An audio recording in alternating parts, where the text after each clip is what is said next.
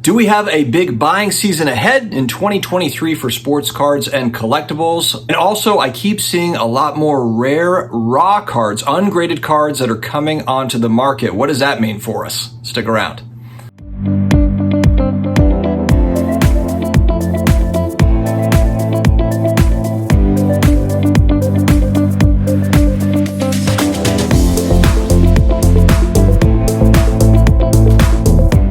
Hello to all my sports card collectors, investors, all of my collectibles friends. Another day, another sports card / collectibles style video. I hope that everybody is doing amazingly well. I feel pretty good too. I think I finally got some sleep. I don't know why, I just feel pretty good. If you're new here and you are looking for that daily card collectible style content, guys, you have come to the right place. Please hit that subscribe button down below. We will keep it coming for you. Also connect with me on IG at SportsCardDad, and I'm also on the Twitter, the SportsCardDad. Big shout out to today's video sponsor, ComC.com, your home for buying, selling, and flipping all the hottest trading cards.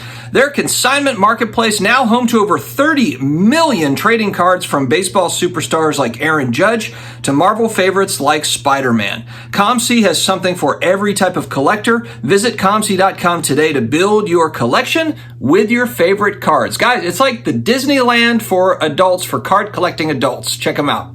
All right, guys, I've been seeing some things out there and I wanted to share with you. I've been thinking about this over the last few days because I feel like I picked up a couple of pretty nice bargains on a particular set, and we'll talk about this as a whole as well. I am not a big Marvel card collector. I do have some, but I am very, very focused on a couple of different sets. One of them is 1990 Marvel Universe, what I grew up with. I've been very patiently waiting for pop reports to grow on these to push prices down, for really the supply of the graded stuff to come down. I'm really looking for 10s, not as worried about the grading company, just more or less looking for 10s on those particular cards. But I'm going to wait on those until we get more into the summertime, because again, I think that there's just going to be kind of some more flow. I think prices are going to continue to kind of move down a little bit for the key stuff that I'm looking for. Could be wrong there, but I'm holding steady on the 90 Marvel Universe type stuff. There's one set though in particular that I always have my eye out for, and it's 2013 Fleer Retro Marvel. And in particular, they have an insert set, and it's 90 MU, 91 MU, and 92 MU. I'll give you an idea of some of what the cards look like. I've been collecting some of the major characters. So this is 90 MU, and these are the auto versions. The auto versions of these cards are about 1 in 900 packs. There's 20 packs in a box, and for 2013 Fleer Retro Marvel, it is extremely difficult to find boxes for sale. I have not been able to find, I tried to actually find sold listing over the last 90 days on eBay so I could put it up here like a picture showing how much they cost. But 2015 Fleer Retro, they can go for $3,000, $4,000 for a box. And this is 2013. This is the first year. A big part of the price tag is the PMG. So it's people chasing PMGs. And so there's that big premium that's put on those boxes. But the second most rare cards in that set, the 2013 Fleer Retro, are these. These are the inserts, the Impel inserts, the auto versions. And so I've got Spider-Man, Wolverine. This is the 91 version of Hulk. This is the 2015, so not the 13, but Black Panther. He doesn't have a 2013 option. 2013 option. This is the Series 3 or the 92 Impel, and it's signed by Mark Bagley, who's a big-time artist in the Marvel Universe there. So that is kind of where I'm focused in on the Marvel side. You guys, you watch this channel, you know I collect all sorts of different stuff. I've got a He-Man figure up here. I've got starting lineups. I've got sports cards, non-sports, Stranger Things cards, all sorts of different things, graded comic books. I think another reason why a lot of people have kind of moved over to the non-sports side, which kind of makes this fun and interesting, is there is a lot of rare stuff that's not graded. It's just not. You know, when you look at like these types of cards I was talking about, there are not a lot of graded copies. So when you're comparing to, you know, sports cards, there's typically a lot of graded copies of different things, which can be good because it gives you an idea price, you know, price-wise, where does an 8 compare to a 9, 10? And guys, I'm mainly talking about modern here, obviously. In this part of the conversation is modern. It's 2000 and up, you know, type stuff. So fairly new stuff over the last 25 years. But there's stuff that is coming out of collections. diamonds. And I think that that's something that we're really going to see in 2023 is there's some really rare grail type stuff on the sports card side for sure that'll come out, but on the non-sports side as well that, and it might just be raw. We're so focused on graded cards. We're so focused on, what's hot and what's being talked about. But I really think the back half of December, really as I move into 2023, what I'm going to be doing is really digging through checklists and making lists of particular sets. Like, for example, this is a particular set that I collect. What cards am I missing there? And making a list and trying to prioritize kind of where I want to be in 2023 if these cards do pop up. There's one card from this set from 91, 2013, Magneto. I will see if I can put a picture up. I've never seen this card. Never seen it before. And I was on eBay last night. I did my quick search on eBay. The thing that sucks about eBay, the save searches are great, but stuff slips through the cracks because I have it on a save search through eBay, but then I did a quick search last night looking for Impel Autos 2013. And boom, this Magneto card popped up because it was titled a little bit differently and I was able to snag it. But I've never seen this card in the flesh, never seen it before, period. Never seen it online, and there it was. So I think that, and especially, we talk about ComC. A lot of people use ComC on the non-sports side, but this can be a place for raw cards, some diamonds in the rough to go and check and see, oh wow, this stuff is starting to come out of collections.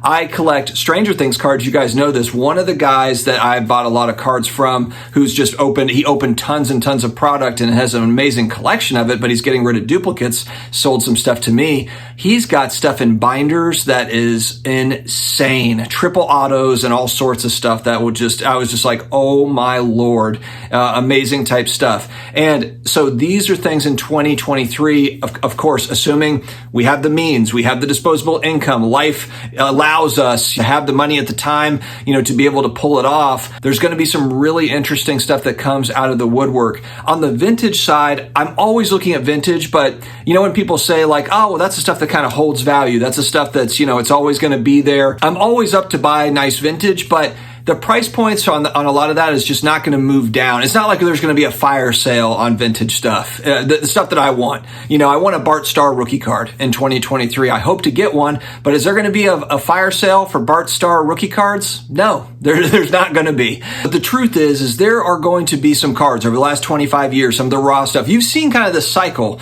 You've seen the cycle where you've got, there's a lot of vintage. There's always going to be a lot of vintage buyers, me being one of them.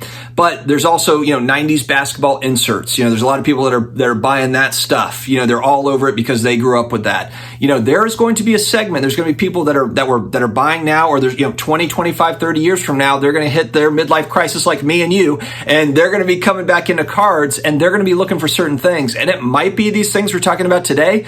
It might be other things. It might be stuff from over the last 5 years, 10 years, 15 years. Is it going to be Luka Prism base cards? Probably not, but there are a lot of really cool kind of rare modern cards on the sports and the non-sports side if you really kind of dig in and do the research. So kind of going back to what I was saying is I want to look at sets that interest me, look at those checklists, prioritize those checklists. Hey, all right, this is what I'm focused in on. I need to keep an eye out for certain things. And yes, if there's a great vintage deal, I'm looking at Golden Age comic books right now. There is a particular action figure that I want very badly that is just quite outside of the price point of where I want to be. Again, I think there's a lot of opportunity in 2023, but it's like I've heard it a lot on different channels, on Rudy's channel, on Rudy Alpha Investments. It's stay solvent, stay solvent. So, 2023 might be a lot of treading water.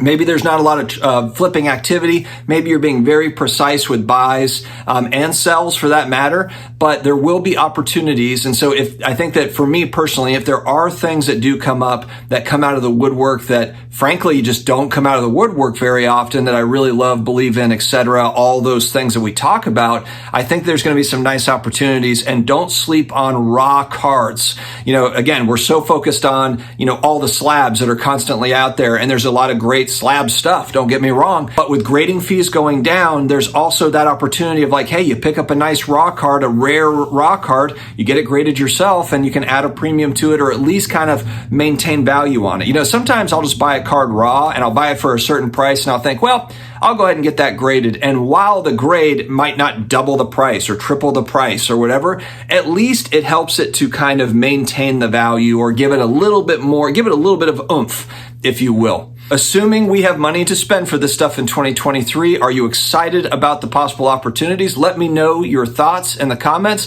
And maybe not for cards, what are some other types of collectibles that you're saying, you know what, I'm going to take a shot at these in 2023. All right, guys, stay healthy, stay awesome, and I will talk to you again later.